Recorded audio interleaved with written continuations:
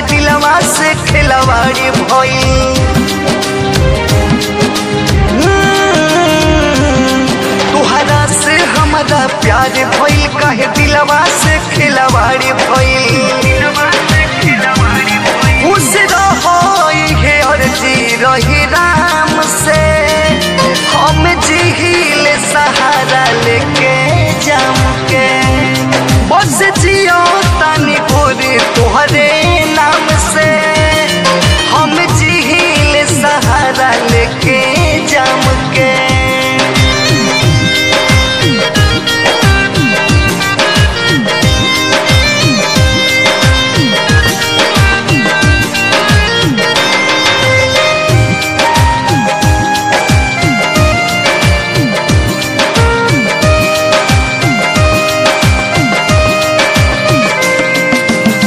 सपना रहे मन में लागल कबू नहीं प्यार देलू एक पत्थर दिलवा पर तू बोल काहे मार देलू।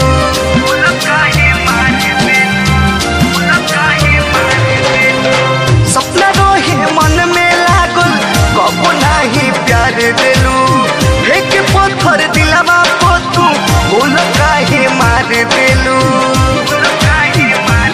प्यार मिले नहीं दुनिया में दाम से हम जिहिल सहारा लेके जाम के बस जियो तानी गोरी तोहरे नाम से हम जिहिल सहारा लेके जाम के।